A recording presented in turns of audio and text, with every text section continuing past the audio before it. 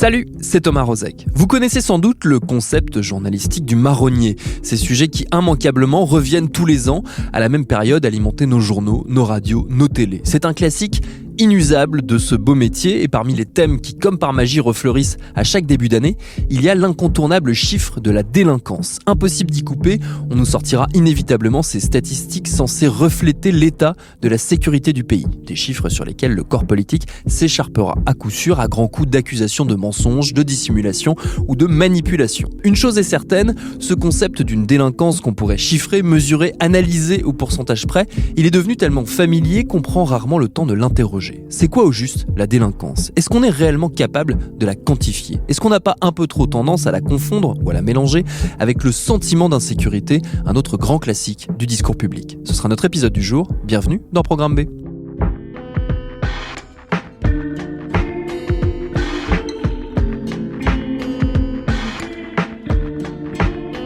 Notre invité, c'est Laurent Mucchielli. Il est sociologue, directeur de recherche au CNRS, au laboratoire méditerranéen de sociologie, spécialiste des questions de sécurité. J'ai commencé très simplement par lui demander, c'est quoi la délinquance ? Alors la délinquance, contrairement à ce qu'on entend souvent dans le débat public, ça n'est ni un type d'acte précis et surtout pas une catégorie de personnes, et encore moins si on en croit les discours racistes, un type de personne, voire une couleur de peau. Voilà, il y a beaucoup trop d'images qui tournent comme ça dans le débat public, c'est tout à fait catastrophique. Et malheureusement, ça influence les inconscients de tout le monde, y compris des gens qui ne sont pas spécialement prédisposés au racisme ou à la discrimination. Donc, pour dire les choses, la délinquance, c'est pas des voitures qui brûlent ou je ne sais quoi. La délinquance, c'est la seule définition qui existe, c'est celle que donne le droit. La délinquance, c'est le fait d'enfreindre la loi de façon consciente, évidemment. Ça existe dans absolument tous les domaines de la société, dans tous les milieux sociaux et dans tous les milieux professionnels. Et alors simplement, il y a des choses qui sont visibles, il y en a d'autres qui le sont moins. Mais la délinquance, ça va du plus bas de l'échelle sociale jusqu'au plus haut, et jusqu'au sommet de l'État aussi. Qu'est-ce qui fait que le terme de délinquance, il a évolué dans la perception, dans la manière qu'on a de le présenter, notamment quand on parle des fameux chiffres de la délinquance ? Alors le problème, c'est qu'on n'est pas capable en France de chiffrer la totalité des infractions, puisqu'encore une fois, la définition étant juridique, la délinquance, c'est le fait d'enfreindre la loi. Il y en a certaines qu'on peut mesurer relativement bien, et d'autres mal, et d'autres encore pas du tout. Voilà.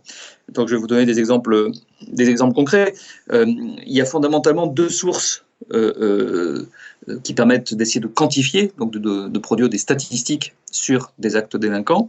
Il y en a une qui est la plus connue du débat public classique, qui sont les statistiques de la police et de la gendarmerie, mais qui en fait sont très parcellaires. Ça n'est qu'une petite partie de la délinquance, parce que tout n'y est pas, parce que ça dépend des politiques de sécurité du moment, parce qu'il y a beaucoup de choses qui sont connues mais qui ne sont pas comptabilisées dans cette série statistique-là. Enfin voilà, on n'a pas le temps, je suppose, de rentrer dans la cuisine statistique, mais ça n'est qu'une vision très parcellaire. Par ailleurs, ça dépend fondamentalement de ce que les victimes amènent aux policiers et aux gendarmes, des plaintes d'un côté, et de ce que les policiers ou les gendarmes trouvent par eux-mêmes, à l'occasion notamment des contrôles sur la voie publique. Donc ça dépend aussi évidemment des cibles prioritaires de leur action. Bon. Donc d'un côté on a ça, un outil qui rend compte au fond de une partie de ce qui est traité par les policiers et les gendarmes, et de l'autre côté on a ce que nous faisons, nous chercheurs, lorsqu'on fait des enquêtes, ce qu'on appelle des enquêtes en population générale, c'est-à-dire en fait des sondages élargis, si on veut, et dans lesquels on nous interroge, vous et moi, nous citoyens, directement, sans qu'il y ait ce filtre institutionnel. Concrètement, que ce soit par téléphone ou par Internet, on demande directement aux citoyens, madame, monsieur, est-ce que vous avez été victime de ceci ou cela ? Par contre, quand on fait ça, là aussi, c'est parcellaire. Donc l'intérêt, on le voit bien, c'est de ne pas avoir ce filtre institutionnel, de demander directement aux gens ce qui leur est réellement arrivé. La limite de cette enquête, c'est qu'on peut évidemment les interroger que sur des choses qui les ont touchés directement, individuellement et de façon consciente. Donc on peut évidemment leur demander s'ils ont été victimes d'une agression physique, verbale ou sexuelle, s'ils ont été victimes d'un vol, d'un cambriolage, d'une dégradation de leur voiture ou de leur domicile, des choses comme ça. Mais par contre, on ne va pas leur demander s'ils pensent être collectivement victimes de l'évasion fiscale qui ruine les finances de l'État, donc les politiques publiques, donc les services publics, et c'est ce qui fait à l'arrivée qu'ils attendent 3 heures dans les couloirs des urgences avant d'être soignés. Voilà. Or, évidemment, il y a là de la délinquance et qui impacte très fortement leur vie. Mais ça, on ne peut pas le demander dans ce type d'enquête. Donc on a des outils, encore une fois, qui existent, qui sont limités, des choses qu'on ne mesure pas du tout. Et ce qu'on mesure évidemment le moins bien, c'est ce qui concerne le haut de l'échelle sociale. C'est la délinquance des élites, ce qu'on appelle la délinquance en col blanc, depuis un célèbre sociologue américain des années 30, Edwin Sutherland. C'était le col blanc des cadres par opposition au bleu de travail des ouvriers. C'est de là que vient l'expression. Donc voilà, on mesure évidemment beaucoup plus les voitures brûlées dans les quartiers pauvres que l'évasion fiscale, la corruption et l'abus de biens sociaux dans les élites de la société. Vous parliez de la cuisine statistique. Comment est-ce qu'elle est décidée, justement, ces distinctions qui sont faites entre les différents types de délits, et comment est-ce qu'on fait le tri entre ce qu'on garde et ce qu'on ne garde pas, et de ce qu'on donne à voir du coup au public quand on communique derrière sur les fameux chiffres de la délinquance? Alors il y a deux choses différentes. Il y a ce qui sont les stratégies de communication des gens qui utilisent ces statistiques, que ce soit l'État, le ministère de l'Intérieur, ses relais préfectoraux dans les départements, les forces de police ou de gendarmerie à l'échelle locale, et par ailleurs les médias. Et puis il y a ce qu'on peut en faire d'un point de vue de recherche, qui est évidemment tout à fait différent. Donc l'utilisation dans le débat public, en général, c'est malheureusement la communication politique. C'est le rituel de chaque début d'année, on y a encore assisté, qui consiste au ministère de l'Intérieur, puis encore une fois décliné après à tous les échelons locaux, qui consiste à rendre public ce qui est à tort appelé les chiffres de la délinquance de l'année précédente. Donc là, début 2020, communication sur les chiffres de l'année 2019, qu'on va comparer ensuite à la précédente, 2018, et c'est ce qui va donner tous ces articles de journaux qu'on peut lire à cette époque-là de l'année, avec des titres du genre « La délinquance a augmenté de 1,02 ou a baissé de 0,93%. » C'est des choses qui ont l'air en plus extrêmement précises, 2 chiffres après la virgule. Alors voilà, donc la bonne question qu'on devrait se poser, que le citoyen devrait se poser quand il voit ça, c'est de se dire « Waouh, on est quand même super fort en France, on arriverait donc à chiffrer quelque chose qui s'appellerait la délinquance 2 chiffres après la virgule, quoi. » Voilà, si on était sérieux, on devrait en fait s'arrêter 2 secondes, se dire est-ce que c'est vraiment possible ça? Est-ce que ça paraît vraiment crédible, sérieux? Voilà. Alors non, évidemment, on ne chiffre pas un truc qui s'appellerait la délinquance dans un pays de 67 millions d'habitants comme la France, avec une précision diabolique de 2 chiffres après la virgule, ni ma main. Bon, voilà. Et pourtant, c'est pas non plus un chiffre qui sort comme ça d'un chapeau. Il n'y a pas un chargé de communication au ministère de l'Intérieur qui a dit tiens, on va dire 0,93 cette année, ça sonne bien. Non, bien sûr. Là, ça résulte d'un calcul précis. Mais la règle générale, qui est une règle scientifique de base, c'est on ne peut rien dire d'un chiffre si on ne sait pas comment il a été produit. Donc la question fondamentale, c'est de savoir comment on produit ce chiffre, de sortir de l'espèce de naïveté générale du débat public qui consiste à penser que, paf, on saurait, par quelle magie, on ne sait pas, on pourrait chiffrer un phénomène social comme ça. Bon. Donc non, bien sûr. Et si c'est précis, c'est pour une raison très particulière. Les policiers et les gendarmes ne sont pas des gens qui font un espèce de recensement général des actes de délinquance en faisant la totalité des dizaines de millions de domiciles des Français en tapant à la porte en disant bonjour, je fais une enquête. Non, évidemment que non. Voilà. Donc s'ils sont précis, c'est parce qu'on ne compte pas toute la réalité, mais on compte un petit morceau procéduralisé de la réalité. Fondamentalement, pour simplifier, on compte un procès-verbal. Donc si une année, il y a eu 4 535 924 procès-verbaux, alors que l'année d'avant, il y en avait eu 4 934 812, par exemple, on fait une règle de 3 et on pourrait même mettre 10 chiffres après la virgule, si on voulait, en disant ça a augmenté de 0,2, 4, 6, 8, 9, etc. Voilà. C'est parce que fondamentalement, on a compté un papier, on a compté une procédure administrative. Alors évidemment que cette procédure administrative a une relation avec la réalité, elle rend compte d'un élément de la réalité, mais absolument pas de la totalité de la réalité, ni même nécessairement de quelque chose qui est représentatif de toute la réalité. Donc voilà à la fois pourquoi ça a l'air si précis, lors même qu'en fait, ça ne donne qu'une vision partielle, voire partiale, de la réalité. Alors c'est pour ça qu'on essaie de le compléter avec les enquêtes en population générale, qu'on fait de la recherche, encore une fois, pour aller voir directement le citoyen sans ce filtre institutionnel, mais avec les limites que je vous ai dit. On ne peut pas le faire sur tout, et il y a par ailleurs une deuxième grosse limite, qui est commune d'ailleurs à toutes les enquêtes et à tous les sondages, et que malheureusement personne là non plus ne dit jamais, Alors qu'encore une fois, la cuisine est fondamentale pour comprendre ce qu'on mange après. Hein. On peut vous amener un très beau plat dans l'assiette au resto et il peut avoir été fabriqué avec des produits absolument dégoûtants et dans des cuisines qui sont hors normes, évidemment. Bon. Donc il ne faut pas se fier simplement à ce qu'on a sous les yeux. Toutes les enquêtes, comme tous les sondages, que ce soit par téléphone ou par Internet, interrogent par définition des gens qui sont bien insérés dans la société, qui ont juste précisément un téléphone, une adresse Internet, qui sont dans des fichiers, qui sont dans des annuaires, etc. Les enquêtes, comme les sondages en général, passent systématiquement à côté en fait des populations qui sont plus ou moins marginalisées socialement. Voilà. Or, sur les questions qui vous intéressent ici, les questions de délinquance, ce sont des populations qui sont particulièrement exposées, que ce soit comme auteurs ou comme victimes. Hein. Concrètement, les enquêtes, on ne les fait jamais dans les prisons, on ne les fait jamais dans les hôpitaux psychiatriques, on ne les fait jamais dans les foyers pour enfants, on ne les fait pas auprès des sans-abri dans la rue. Or, il ne vous aura pas échappé que vous avez beaucoup plus de chances de vous faire agresser ou dépouiller, voler, si vous dormez dans la rue sous les ponts parce que vous êtes sans abri, que si vous rentrez tranquille dans votre pavillon, votre appartement le soir. Donc, voilà, c'est pour expliquer que chaque mode d'enquête a ses limites. Il faut, pour essayer de cerner le moins mal possible la réalité, il faut utiliser le plus d'outils, être bien conscient et bien dire et reconnaître leurs limites, et en les croisant les uns les autres, on arrive à faire des approximations. Voilà. La démarche scientifique, c'est celle-là, c'est sortir de la naïveté devant la prétendue magie des chiffres, et arrêter de croire comme ça qu'on peut chiffrer n'importe quoi si facilement, et essayer simplement d'approcher le plus possible la réalité en croisant des méthodes et en travaillant et en réfléchissant beaucoup.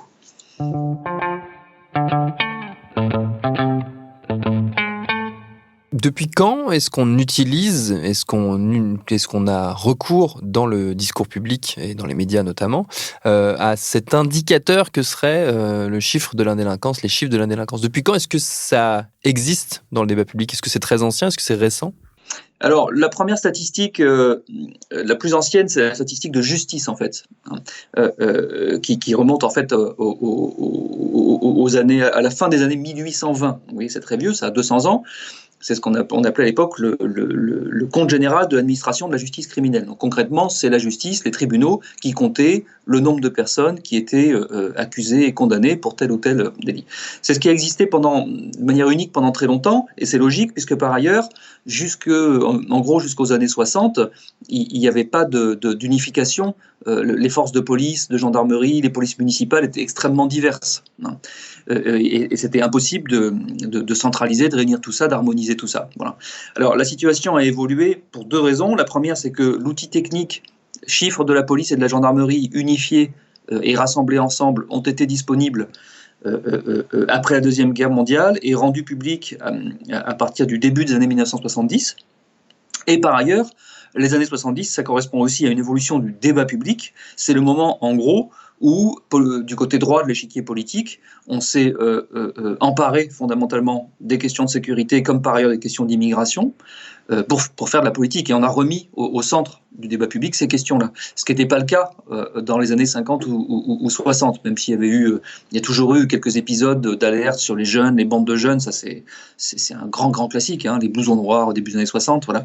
Mais il n'y avait pas véritablement cette omniprésence du débat public sur les questions de sécurité, comme par ailleurs d'immigration. Il n'y avait pas ça dans les années 50 ou 60. Donc ça date vraiment, c'est une évolution du milieu des années 70, hein, et qui n'a plus quitté le débat public depuis cette époque-là.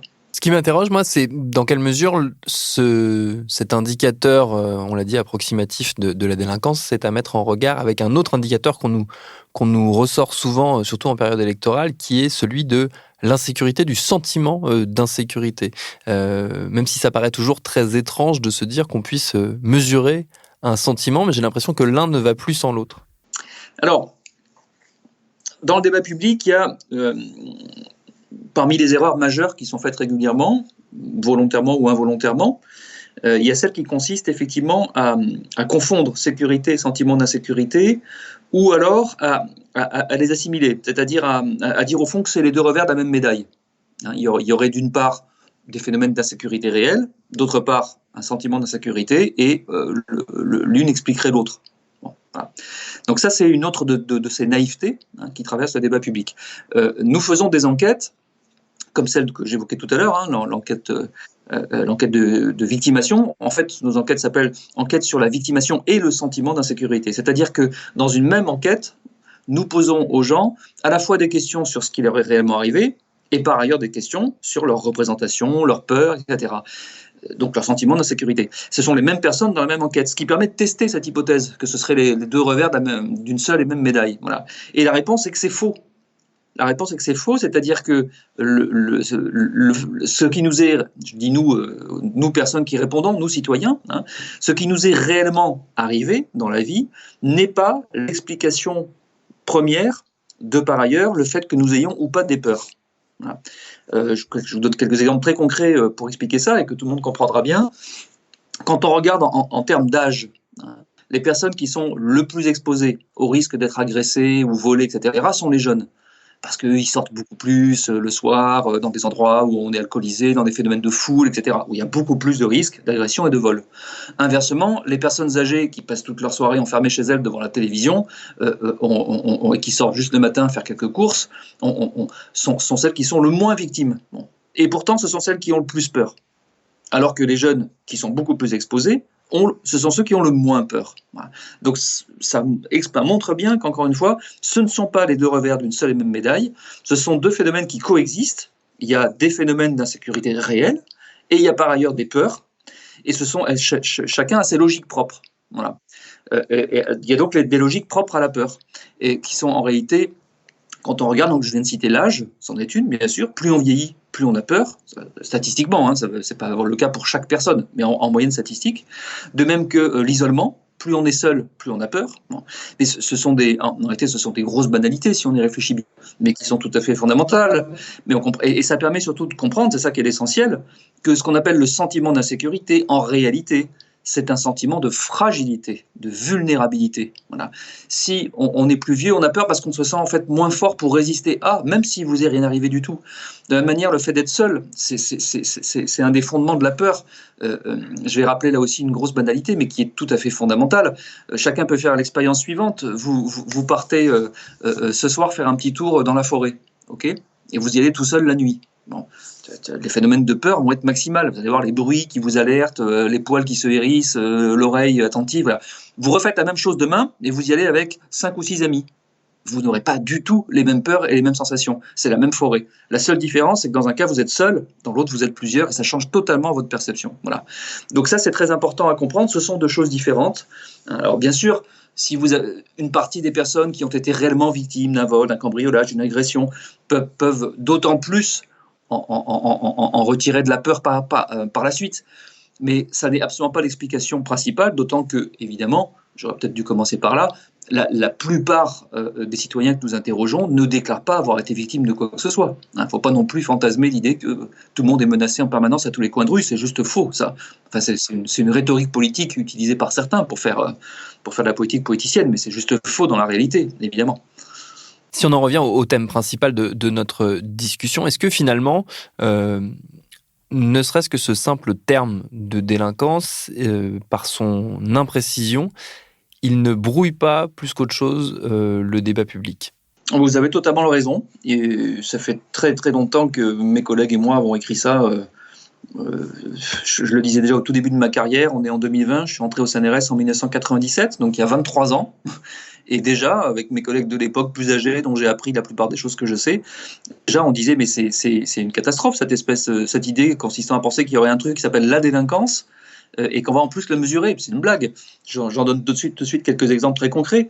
Donc on l'a dit, la seule définition de la délinquance, c'est le droit, hein, c'est la définition juridique, c'est l'ensemble des atteintes au droit, dans tous les domaines. Je veux dire, si vous ne respectez pas la loi sur la pêche, la loi sur les émissions de matières polluantes, etc., c'est de la délinquance. Hein, voilà. Donc l'idée qu'on va connaître tout ça, le mettre dans un même mot, c'est une plaisanterie. Vous allez mettre, par exemple, je prends un exemple tout simple. Dans la statistique de police et de gendarmerie, il y a une infraction qui s'appelle le défaut de permis de chasse ou de pêche. Ok, normal, c'est une infraction administrative. Dans la même statistique, il y a une autre ligne, si on veut, de la même statistique. Il y en a même plusieurs qui concernent les meurtres, les homicides. Alors vous allez dire, un défaut de permis de pêche et un meurtre, c'est deux faits de délinquance, 1 + 1 = 2. ça pose tout de suite un problème. Donc vous allez mettre sur le même pied et traiter de la même manière et compter de la même manière les choses les plus graves et les choses les moins graves. Voilà. Donc, tout ça n'est pas sérieux du tout. Parler de la délinquance et en plus chiffrer son évolution, c'est une ânerie. C'est fondamentalement une ânerie. Il faudrait effectivement se débarrasser de ce mot-là et ne parler que de choses très précises. Les cambriolages de résidences principales, ça c'est précis. Les vols de voitures, ça c'est précis. Voilà.